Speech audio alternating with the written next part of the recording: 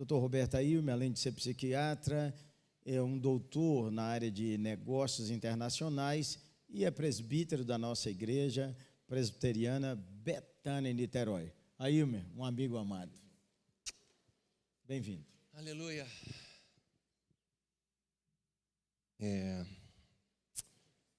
Eu estou bastante emocionado porque Deus falou para eu fazer uma coisa antes de começar que eu preciso fazer com vocês.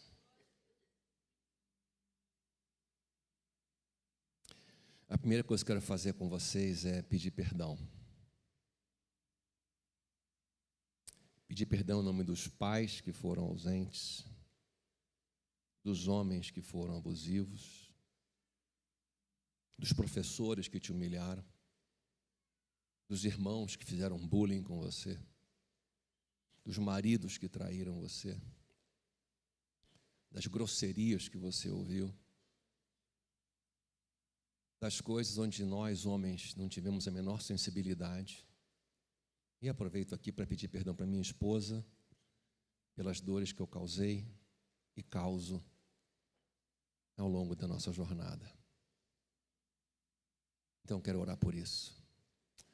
Senhor, que a Tua bondade, a Tua misericórdia, visite o coração de cada mulher presente aqui hoje, as que estão ouvindo ou ouvirão depois. E que esse pedido de perdão que vem da Tua parte, encontre no coração delas a misericórdia para perdoar e abrir mão dessa dor que há tantos anos influencia as suas escolhas.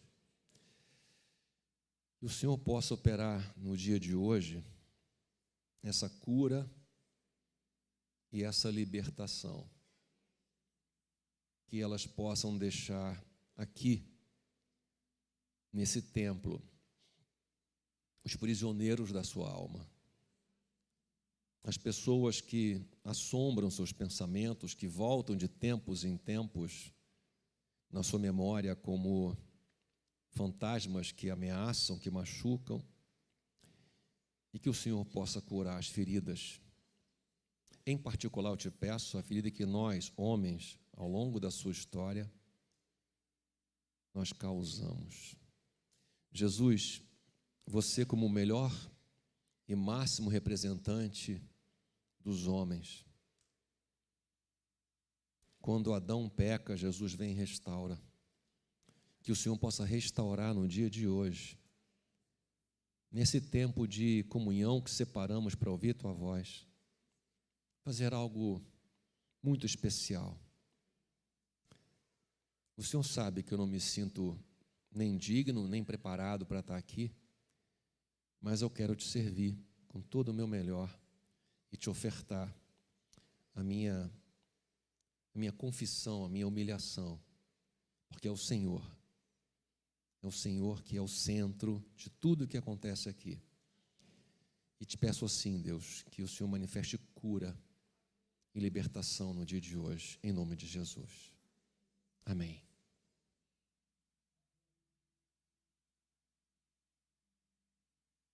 Muitas vezes eu venho na oitava falar em alguns congressos, mas nada me faz tremer tanto como um congresso de mulheres. É sempre um risco tão grande, né, gente? Mas eu venho para cá com muito amor e muito temor. Para mim, a Claudinha é uma referência de líder, de paixão, de cuidado. E o Gerê, esse irmão querido que faz um transbordar do coração de maneira tão maravilhosa. O meu medo é que ela não queira voltar para Niterói, queria ficar aqui na oitava. A gente corre esse risco, né? Abrir uma...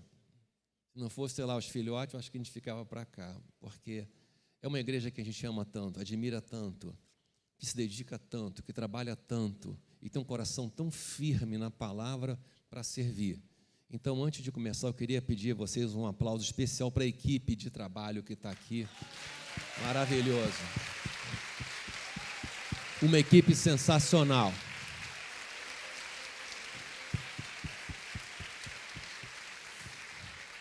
E uma grande parte está trabalhando. Então, depois vão ver o vídeo e vão ver nossa gratidão, nosso carinho. A Geri prestou a gente acima, está aqui, ó, Daniel, Rodrigo e eu. Essa figura aqui é o agregado, Thomas, paixão do nosso coração. Natália acabou de casar com o Rodrigo e a gente numa festa super feliz. E essa foto, aquelas fotos assim, né? Nossa, que família perfeita, não tem problema, não tem encrenca, tem nada.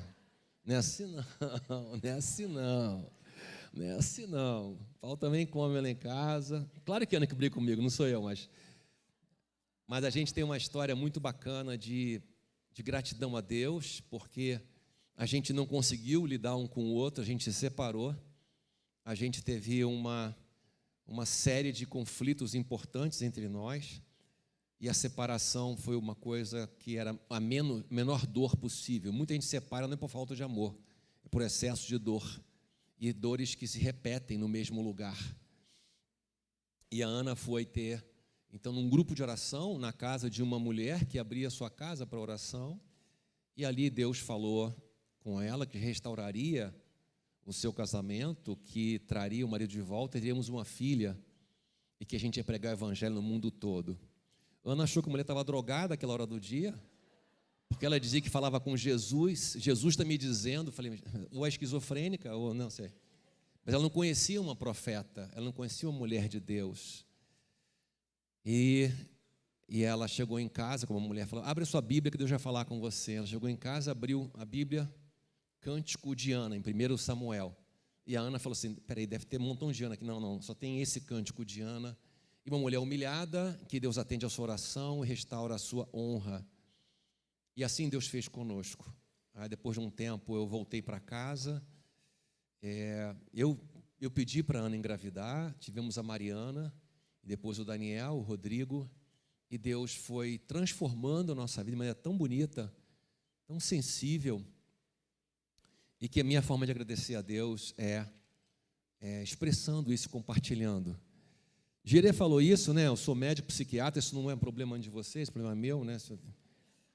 Sou presbítero em Niterói, eu sou mestre e professor também do Haggai e consultor de empresa. Então, essa vida múltipla me faz entender muitas histórias e eu vejo o quanto que existe um crescendo de espaço para a mulher, que é muito importante, muito bom, um crescendo de valor da mulher, que é muito bom, mas também um crescendo de pressão sobre a mulher. Eu não mostrei uma coisa, e um motivo que a gente quase que não conseguiu ver, é isso aqui, ó. A Nala teve filhotinho. E a Ana falou, eu não sou vó, mas assim, quase, né? E a Nala está lá com o filhotinho, lambendo os filhotinhos, e a gente veio para cá. Mas vamos lá. Nesse mês especial, eu quero trazer uma visão, né, como médico também, da importância de autoexame, mamografia. O Brasil é campeão mundial de prevenção do câncer de mama, mas ainda tem números muito assustadores, muito preconceito em relação a isso. Então, aqui uma visão médica. Se tem um histórico familiar de câncer, se você tem um excesso de peso, uma dieta inflamatória. O que é dieta inflamatória? Com muito carboidrato, com muito açúcar, com muita coisa industrializada. Se você não faz atividade física, se você usa algum excesso de hormônio, terapia hormonal, é muito importante que você procure fazer uma avaliação agora, usando essa campanha de Outubro Rosa. Aí colocaram assim no site, estresse crônico, depressão, ansiedade. Gente, isso aqui é a definição da vida da mulher. Estresse crônico.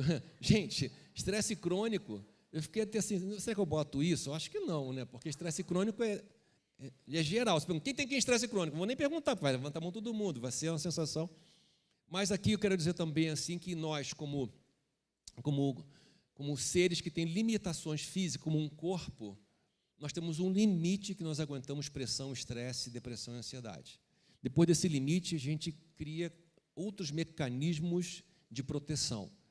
Então, na terapia, por exemplo, nesses 38 anos de consultório, a pessoa vem com uma crise enorme, no casamento, na vida, na saúde, na doença, e a pessoa fala, eu queria voltar à vida que eu tinha antes. Eu falei, se a gente fizer isso, você voltar à doença que tem hoje. A crise não é para a gente voltar ao que era antes, é para a gente ter uma vida completamente nova. Então, se você está aqui hoje com algum tipo de crise, não queira voltar ao que era antes. A crise é a manifestação do que era antes. E a gente está aqui para ter uma coisa nova. E a crise é uma porta para coisa nova. Então, a primeira atitude diante de uma crise, seja uma crise nas relações, no trabalho, na sua saúde, na família, com o filho, a relação, a crise, ela não se manifesta para destruir você. Ela se manifesta como até uma graça de Deus para ajudar você a ter um novo olhar, uma nova experiência. Deixa eu perguntar uma coisa para você, aí você pode responder. Alguém já passou por uma crise horrível na vida, mas teve grandes aprendizados? Levanta a mão. Ó, olha em volta, olha em volta, olha em volta. Deve chamar levantada, só o pessoal ver que não está sozinho.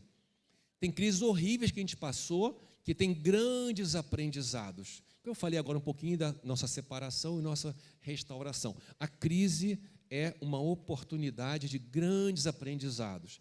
E a gente quer trabalhar um pouquinho com você nisso. Eu queria recomendar uma autora que não é cristã, mas é uma pesquisadora, que é a Brené Brown, e ela trouxe uma visão muito bacana dessa visão da vulnerabilidade, em particular para as mulheres. A coragem de ser imperfeita, tem lá o Netflix, tem lá a TED Talk dela.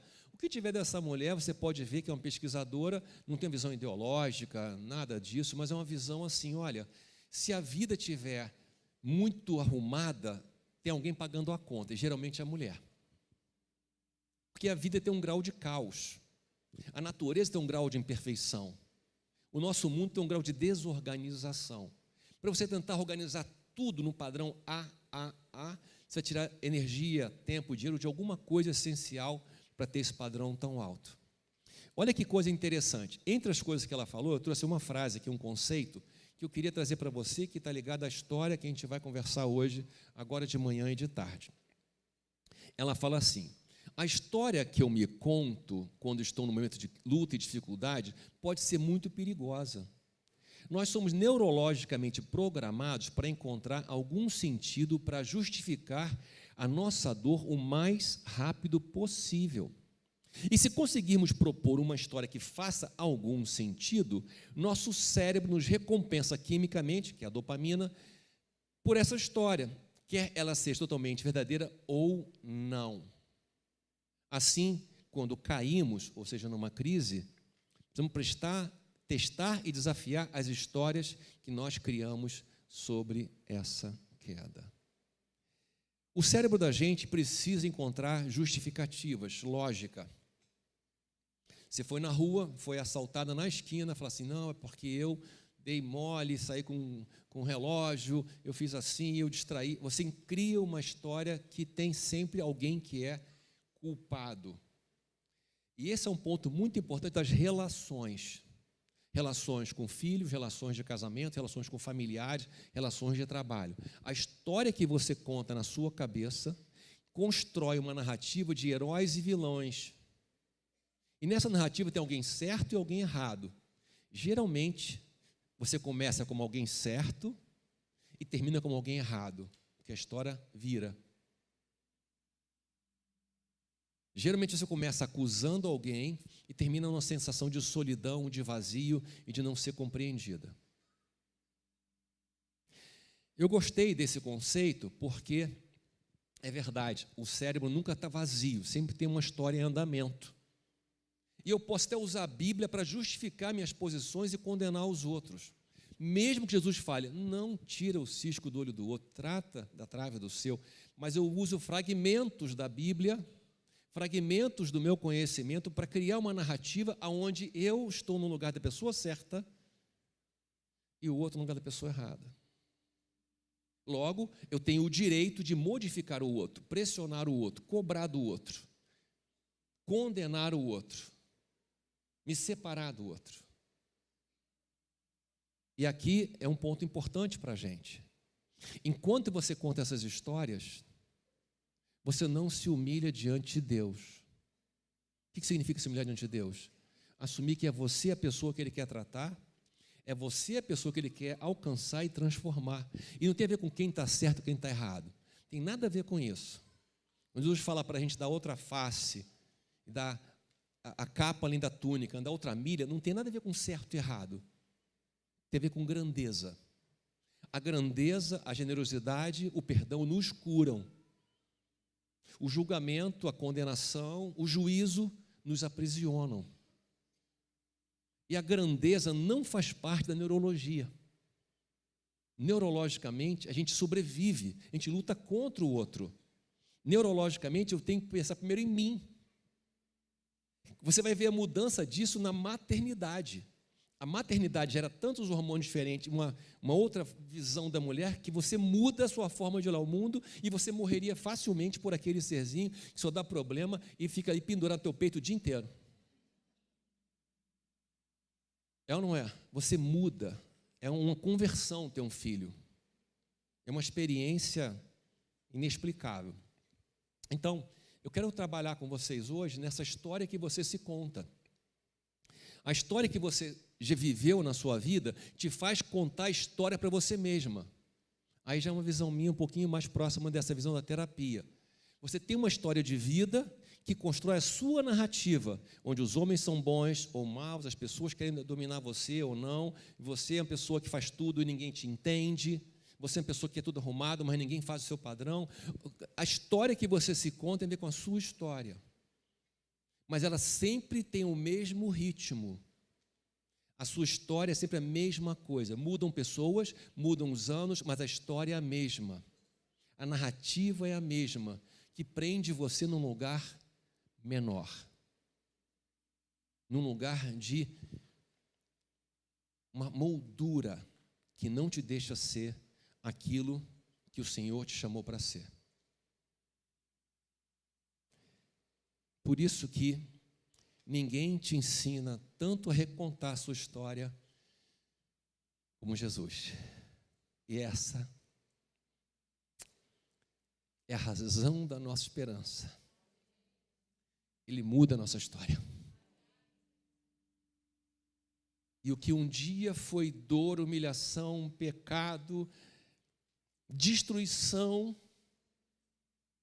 através de Jesus Cristo, todo esse veneno é antídoto para outras pessoas. Isso glorifica o nome dele. Aproveita aí, desliga o telefone, porque não é só tocar, porque as pessoas ficam pensando, deve ser lá de casa. Vamos acompanhar comigo aqui essa leitura de João capítulo 4. Vocês conhecem essa história, é uma história com tantas ênfases, eu quero trazer algumas para vocês. E era necessário passar pela região de Samaria. Assim, Jesus chegou a uma cidade samaritana chamada Sicar, perto das terras de Jacó, tinha dado a seu filho José. Ali ficava o poço de Jacó. Cansado da viagem, Jesus sentou-se junto ao poço. Era por volta do meio-dia. Aqui começa a nossa história. Eu fiquei pensando, por que era necessário passar por Samaria? Não era essa rota que os judeus faziam. Não tinha nenhuma necessidade, como rota de viagem, passar por Samaria. Pelo contrário, era completamente fora do caminho. Mas o necessário aqui está ligado a encontrar uma pessoa, a operar alguma coisa. Jesus muda toda a rota para encontrar com você. E ele, o maravilhoso é isso, ele vai chegar no pior horário do dia, no pior lugar para ficar, para esperar você. Quem faz sacrifício é ele. Ele vai sentar junto a um poço chamado Sicar. Sicar, fui procurar essa palavra, é luta, briga, conflito. Ele vai sentar no poço da encrenca para esperar você. No lugar da sua crise, para esperar você. Se eu pensar que Jesus Cristo, ele é a água viva, eu estou dizendo que tem um poço de água viva sentado num poço. E são duas águas completamente diferentes. Aquilo que é imediato, aquilo que é eterno. Aquilo que eu controlo, aquilo que eu não controlo. Aquilo que eu domino, aquilo que eu me entrego. Para mim também é impactante que ninguém vai ao poço nessa hora, né? Se alguém já foi a Israel, sabe que sair meio-dia no deserto é fritar o seu cérebro. Você bater na pedra assim, jogar um ovo, você faz ele frito assim em minutos, bota um salzinho e come, tranquilo. Mas a mulher que ele vai encontrar, ela não quer encontrar ninguém. Ela é completamente... É tão difícil para ele encontrar as pessoas que não vão falar com ela, só vão olhar para ela. É tão difícil que ela faz o sacrifício de ir no meio do deserto buscar água, carregando um peso. Não tem ninguém lá. Ela não consegue lidar com tanta rejeição. E eu sei que algumas de vocês trazem tanta rejeição no peito, na história, que não conseguem lidar com isso. E hoje é um dia de tratar essa rejeição. É um dia de tratar essa causa raiz na sua alma, que impulsiona muita coisa na sua vida, que não deveria estar mais presente. É como se fosse um chicote automático que você carrega.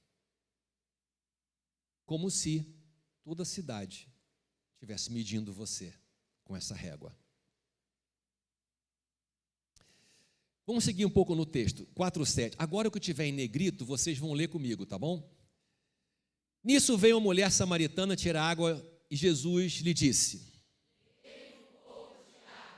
pois seus discípulos tinham ido à cidade comprar alimento. Ele ficou ali sozinho, se foi para a cidade. Ele dispensou os discípulos. Então a mulher samaritana perguntou a Jesus: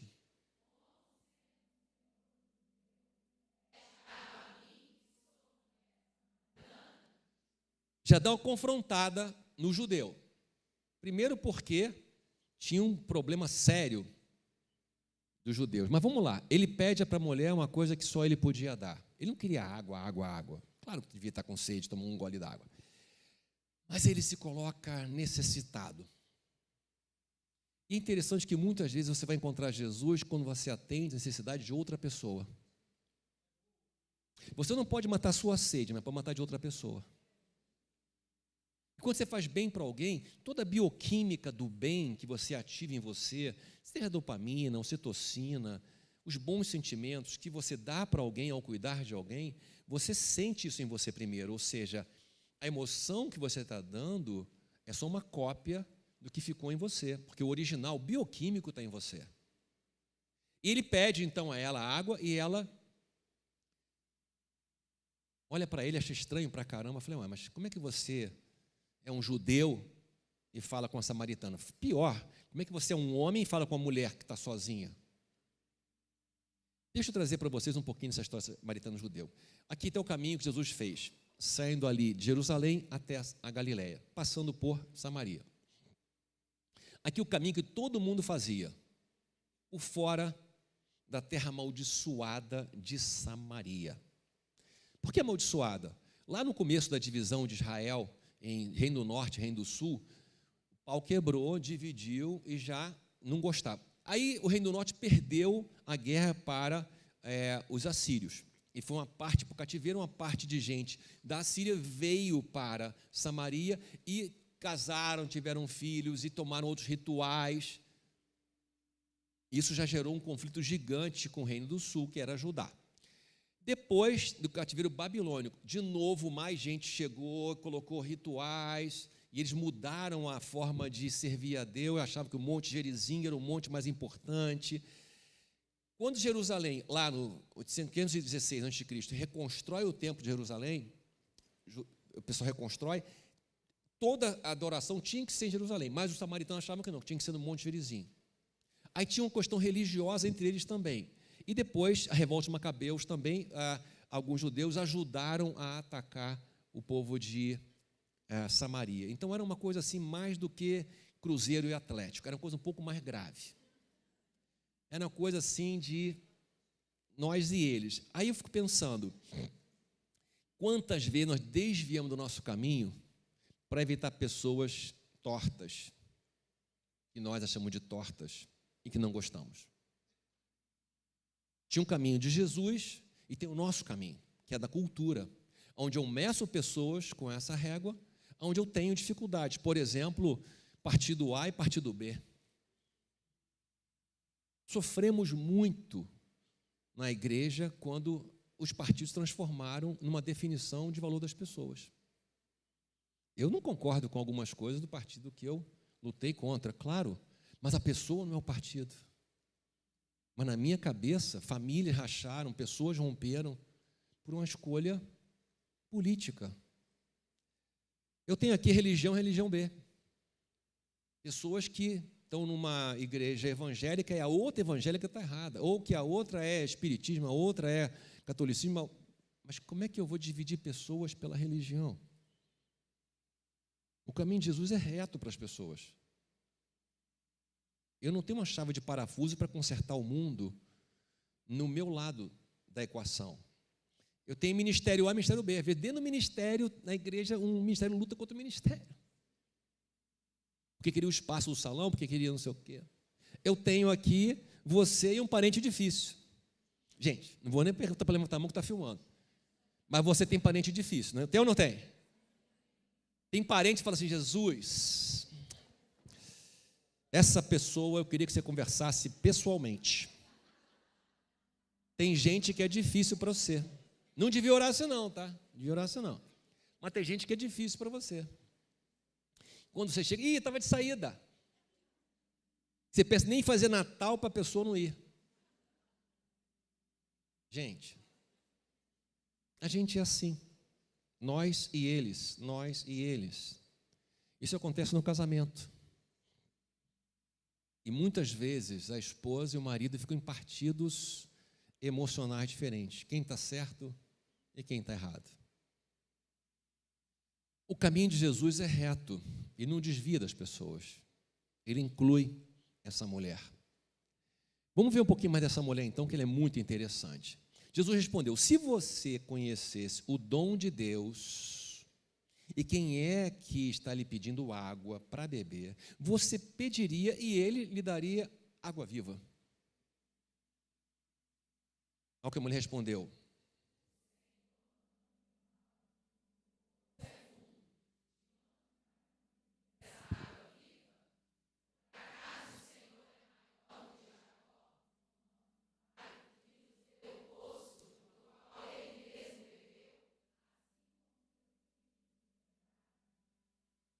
olha só.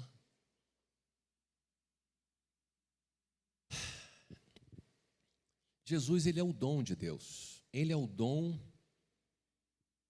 que pode mudar a história, mas ele não obriga a nada. Ele não começa já largando. Ele começa pedindo e agora fala, olha, já que você falou nisso, eu tenho uma coisa que é uma água viva. Gente, dificilmente essa mulher sabe o que é uma água viva, né? O que é uma água viva? Mas essa mulher vai para um lugar bastante prático. Não sei se isso é genético, mas parece que é o seguinte. Como é que você vai tirar água desse poço aqui? Você não tem balde, você não tem nada. E é interessante que esse pensamento é um pensamento que mostra a forma como a gente constrói a ideia. Porque ela só consegue tirar água do poço com aquele balde ou com algum balde. Então, na cabeça dessa mulher, a única forma de fazer as coisas é o jeito que ela faz. Fala para mim, será que na sua vida, na sua casa, não tem muita coisa que você acha que é só do jeito que você faz que está certo? E o seu jeito é o jeito abençoado que vai dar certo. Porque, vê, a mulher está certa. Não vai embora não, amor. Brincadeira aqui. Brincadeira.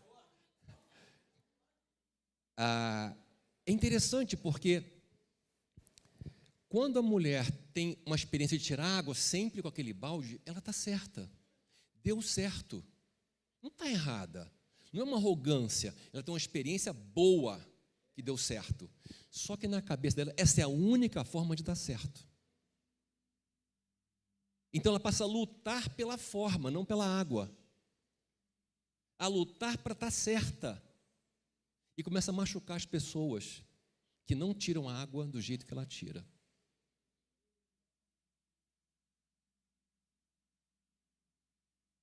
A gente mede o mundo com a nossa régua e a nossa lógica. Jesus tem outra lógica. Tem uma outra forma dele ver as coisas. Eu queria que você reconhecesse que o seu jeito é bom. E tem muita coisa boa. Mas não faz o seu jeito a sua forma de fazer um ídolo, pelo qual você tem que fazer daquele jeito sempre. Porque em diferentes etapas da vida, a forma de fazer tem que mudar. Eu preciso evoluir com a minha vida e mudar formas de fazer. E não deixar que o que foi super sucesso um dia seja uma prisão na minha vida como a única forma de fazer as coisas. Aleluia. Aí ela dá uma dura em Jesus na questão de Jacó. E dá um sacode no judeu, usando o quê? Um argumento de samaritana.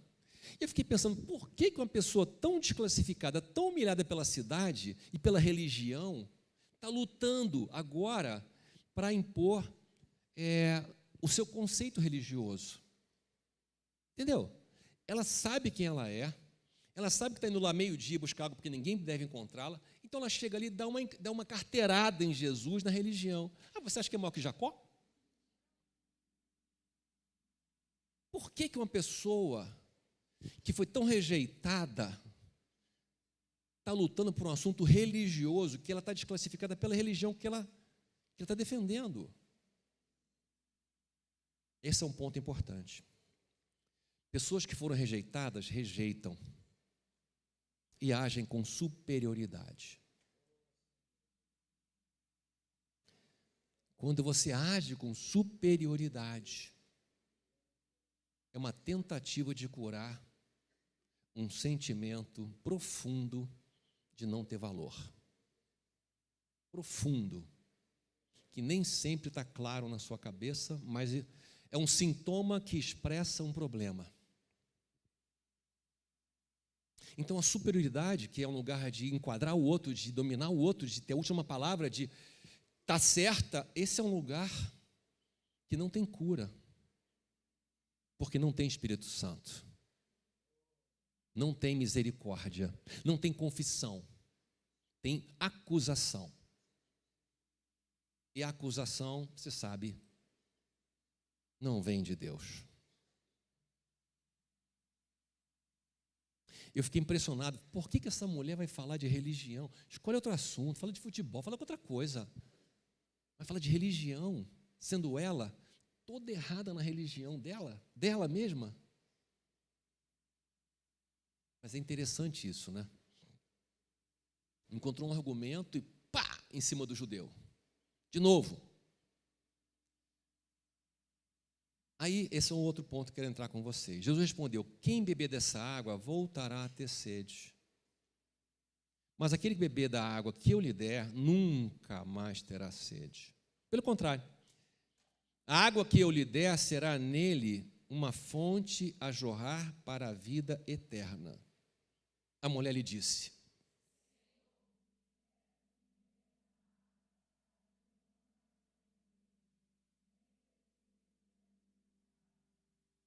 a primeira frase é assim, Senhor, quer me dar essa água que eu não tenho essa. Gostei. Mas a segunda parte é, porque eu não queria vir aqui de novo. É muito trabalho. Carregar esses cântaros de água, ir sozinha. Aí você vai ver que é interessante isso, né?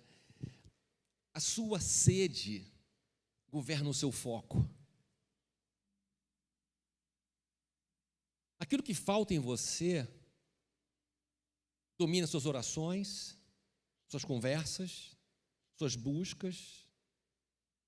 O que falta em você é o que prende você e tira o seu olhar do todo da vida. É como se aquela falta, e a sede aqui no sentido físico, gente, você sabe disso, você está com sede, no sentido físico, não adianta comer uma batatinha frita, não adianta chupar um chiclete, não adianta você tomar um vento fresco no rosto, você só pensa em água, é ou não é? Porque a sede, biologicamente falando, é imperativa. Depois de um tempo sem água, o corpo começa a definhar e vai morrer. Para rim, vai ter um montão de problema. Mas também na alma da gente, a sede é aquilo que eu entendo que eu preciso. A questão é, De onde vem a sua sede? Ela vem do que Deus chamou você para viver ou de um passado para ser recuperado? A sua sede de valorização, de cuidado, ela vem de uma coisa que o Senhor chamou você para viver ou para restaurar humilhações, perdas, dores, limitações da sua história? A sua família é uma família para glorificar a Deus ou para mostrar para todo mundo que você venceu? Qual é a motivação que está por trás da sua sede? Que sede é essa que dirige você? Qual a sede que a sua alma tem? Olha para as suas orações que você vai encontrar. Se as suas orações estão numa conexão da sua relação com Jesus, de ser instrumento dele, de ter um tratamento do seu coração com ele, elas mostram que a tua sede foi revertida para água viva. Mas se as suas orações são os seus problemas, os seus desafios, que são legítimos, nada de errado orar por isso. Está presa num looping, numa coisa que roda e não sai do lugar. Você conserta e volta a ter sede, conserta e volta a ter sede, conserta e volta a ter sede. Como a mulher do poço. Aqui que está o ponto. De novo, ela pensa em alguma coisa prática, porque é impossível ela escapar desse lugar. Ela quer a água como se fosse uma pílula mágica que ela leva em casa e agora o jarro está sempre cheio, não tem que mais buscar água. Me dá um negócio desse aí. A gente quer um atalho, gente. A gente quer um atalho. A nossa cabeça sempre quer um atalho. Uma coisa que resolve o problema e acabou. Porque ela não está entendendo que a dor que ela está vivendo, ela não é um problema, porque foi essa sede do meio-dia, essa vergonha da sociedade, esse conflito de 5 maridos, mais o que está atual, foi esse grande caos que leva ela para esse lugar, para esse momento, para esse encontro com Jesus. Do jeito que ela é, não do jeito que ela deveria ser. Presta atenção, Jesus te encontra do jeito que você é, não do que você deveria ser. Não tem uma cobrança em cima de você. Tem um potencial para você viver. Não tem uma régua para te medir. Tem uma graça para te libertar. Não existe uma entrega para você fazer, uma tarefa. Existe um banquete para você sentar e ser servida. E eu posso dizer que a grande parte das mulheres aqui não sabe sentar e ser servida. Sabe levantar e servir, o que é muito lindo, mas não sabe sentar e ser servida. Isso é ruim para você e para suas filhas, que aprendem com você que o lugar da mesa não é para ser servida. Vivemos toda a nossa vida em torno de um mesmo poço. A nossa história tem sempre uma sede central. Tem sempre uma limitação, uma dor central. Que eu vou chamar de pecado original. Como tem em Gênesis, tem uma dor central. A dor central em Gênesis é o homem e a mulher querem uma independência de Deus e por isso perdem essa entrega. E nós repetimos isso em nossa vida. Fazemos do nosso jeito, usamos a nossa régua, medimos o mundo com nossas experiências e não sabemos sentar na mesa e sermos servidos. E essa sede desse poço, ela é assim até que você encontre a água viva. A água viva muda tudo. E esse é o nosso objetivo hoje. Orar por isso. Eu vou orar por 3 coisas aqui. Esse eu quero Jesus e eu abro mão da minha vergonha, porque a minha vergonha carrega a minha vingança.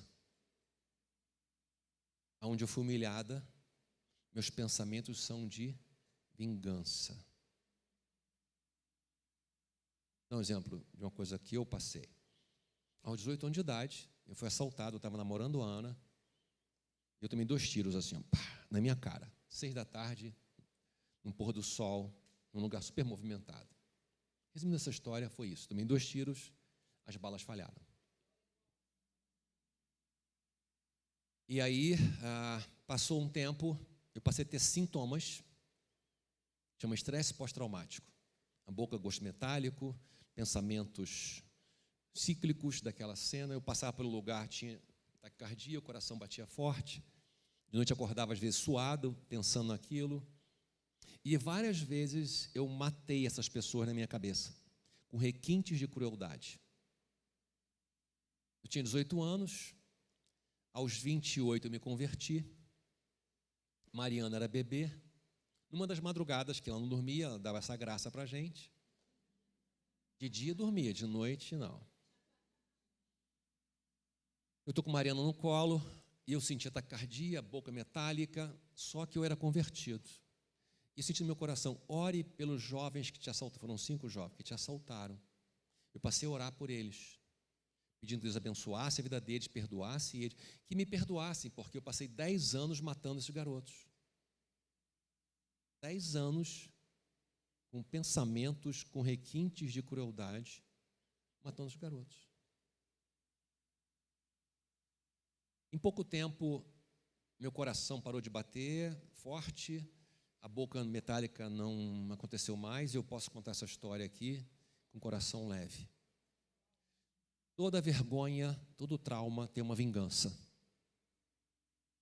Se você não sabe disso, entenda, dentro de você tem uma pessoa vingativa e quer reparação. Posso ouvir um amém? E essa reparação prende você como carcereira de alguns prisioneiros, mas só para seu governo. A carcereira e o prisioneiro moram na mesma masmorra, tá? O prisioneiro tem um dia que ele sai, que cumpriu a pena, o carcereiro não, fica ali até o final. Ser uma carcereira é ser alguém que tem o direito de prender alguém. Ok. Mas enquanto você prende alguém, você não vive a sua vida. Você está com a vida amputada para punir alguém na sua cabeça. A segunda oração, eu quero abrir mão do meu senso de religião. O que é o senso de religião? É como eu pego versículos e meço as pessoas. Jesus Cristo traz para a gente uma profunda e clara mensagem de amor, perdão, de inclusão. Ele pega o pão na boca de Judas, dando ali uma chance, porque é um ato de amizade entre os judeus, de botar o pão na boca. E Judas segue e faz o que tem que fazer. Mas teve uma oportunidade. Ele falou assim, Judas, olha só, estou te sabendo, hein? Ó, seu traíra. Gente, cai de pau em cima de Judas. Ele senta na última ceia com Judas do seu lado. É uma lógica bem diferente. A régua é bem diferente. Ele não busca vingança. Ele entende que Judas está ali e tem um propósito de Deus. E Deus vai usar aquilo para seguir o seu plano. As pessoas que machucaram você, por incrível que pareça, Deus não estava distraído quando isso aconteceu. Deus estava lá com você. Então, nesse momento, eu saio do lugar de condenar essas pessoas para usar a régua de Jesus, porque eu quero Jesus. Eu quero trocar os meus carcereiros, meus prisioneiros, por uma vida livre com Jesus.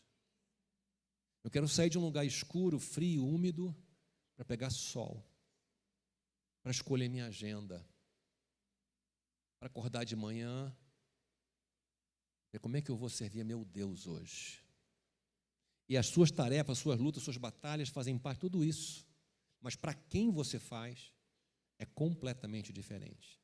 Você pode terminar o dia exausta, porque você arrumou, que você trabalhou fora, veio para casa, viu comida, arrumou casa, e ninguém te entendeu, que ninguém te compreendeu, que ninguém fez, que ninguém elogiou, que ninguém reconheceu, e você está exausta e agora amarga. Como você pode falar: Deus, eu tive oportunidade hoje de servir em tantas coisas, eu faço para você, e que o meu testemunho derrube as cadeias do inferno na minha casa. E a terceira oração: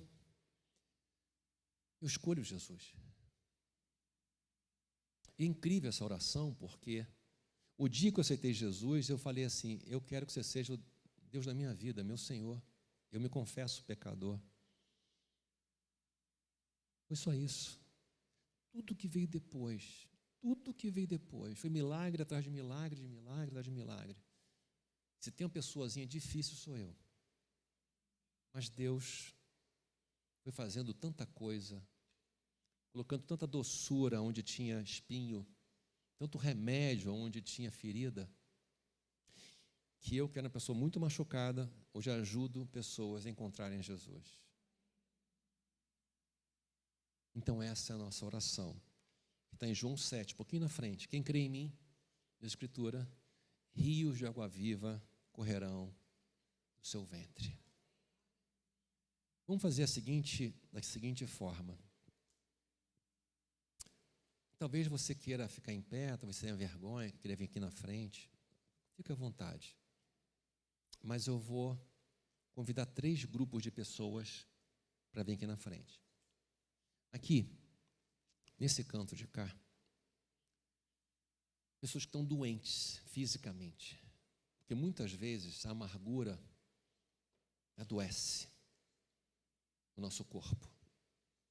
A quantidade de gente que eu vi que teve uma traição, 8, 9, 10 meses depois, um câncer, foi uma coisa assim devastadora. Um filho que foi extremamente ingrato, duro, um ano depois. Uma relação de separação traumática, as juntas vão ficando duras, dores. Não estou dizendo que toda doença tem uma base psicossomática. Estou dizendo que eu vi muitas doenças acontecerem 1 ano, 9 meses depois de uma grande crise, uma grande humilhação. Então aqui eu vou orar pelas pessoas que estão vivendo experiências físicas de adoecimento, pedindo que Deus venha trazer cura. Aqui eu queria orar pelas pessoas que têm muita dificuldade de perdoar as humilhações que sofreu. Muita dificuldade, quase impossível. E aqui no canto de cá,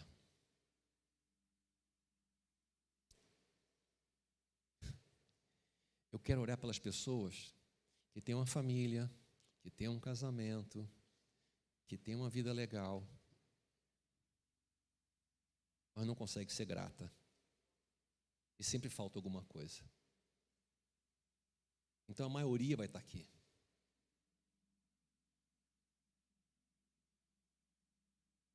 Porque uma coisa é você ter um banquete à sua frente. Você senta na mesa, vai ser servida, e vê que lá na outra ponta tem um copo que está um pouco sujo. Aquele copo sujo ali. E fica fixa no copo sujo. Estraga a sua festa, o seu banquete, a sua alegria, o seu casamento, porque dentro de você tem uma coisa insaciável de consertar e não consegue relaxar. E se tem uma doença perigosa para mim, é a dificuldade de ser grata, de ser grato pelo que Deus tem te dado. Então vamos lá, fica de pé, vem para o lugar que você quiser.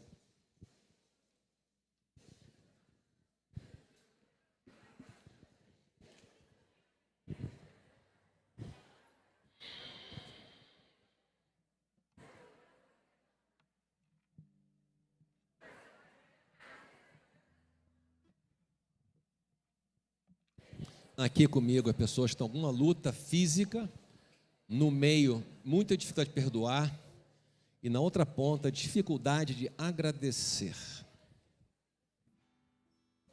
Quem quer tudo, Acompanhe na oração.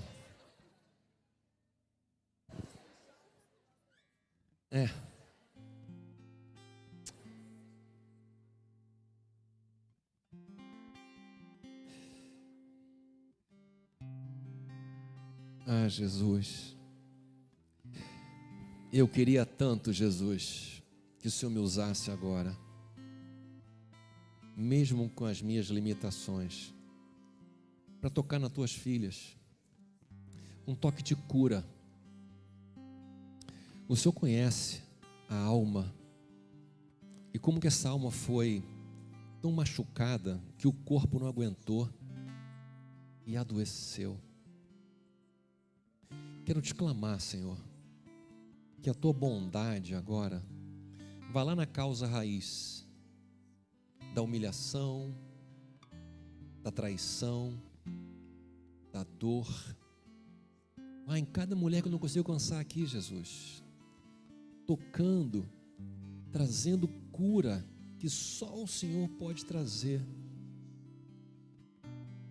Quando os ovários estão machucados, quando o útero, quando a mama, quando as glândulas, quando o fígado, quando o coração está vacilando. E quantas vezes essa mulher pediu, me leva, Jesus. E essa oração não foi uma oração boa, porque se o Senhor tem ela aqui ainda, é porque há um propósito seu, não é hora de ir. Ninguém deve olhar, me leva, Jesus, me usa, Jesus, me trata, Jesus, me enche com teu Espírito Santo. Então, embora eu queira morrer, na verdade eu quero uma vida transformada. Transforma a minha vida. Toma essa enfermidade para a glória do teu nome. Eu abro mão dessa doença, eu te entrego no seu altar. Eu entrego no seu altar toda enfermidade que me dá, às vezes, direito de ter alguma atenção que eu nunca tive. É um cuidado do médico, é uma pergunta da família. Como é que está o tratamento? Como é que estão as coisas? É um toque de uma pessoa que antes eu era invisível. Então vem, Jesus, substitui essa enfermidade por alegria. Alegria. Faz um milagre hoje, cura a tua filha. Cura a tua filha, Jesus. Não deixe que ela volte para casa com essa enfermidade.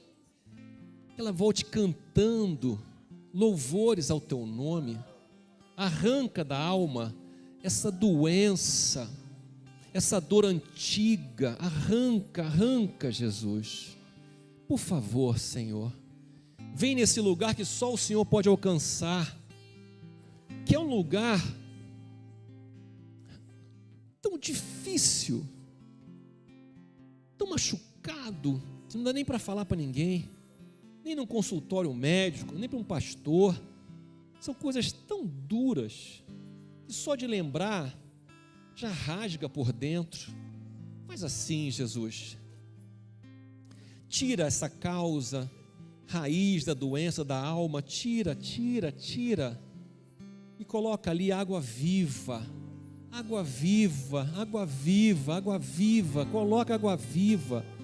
coloca água viva, Senhor. Vem sobre as tuas filhas que não conseguem nem nominar o nome das pessoas que a humilharam, que foram profundamente humilhadas, machucadas, abusadas, questionadas publicamente, humilhadas.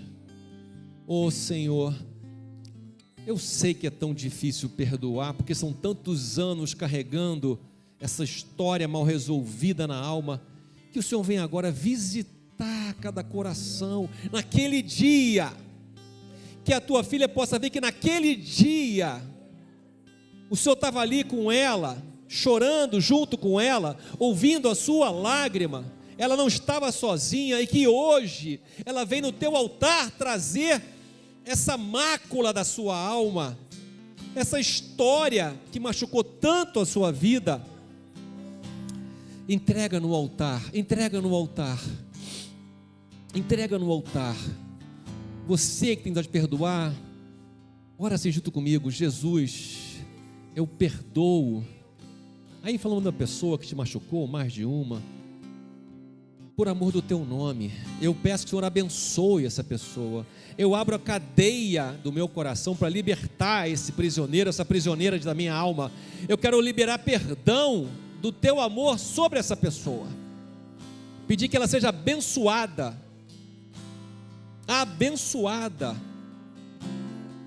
E quero deixá-la aí.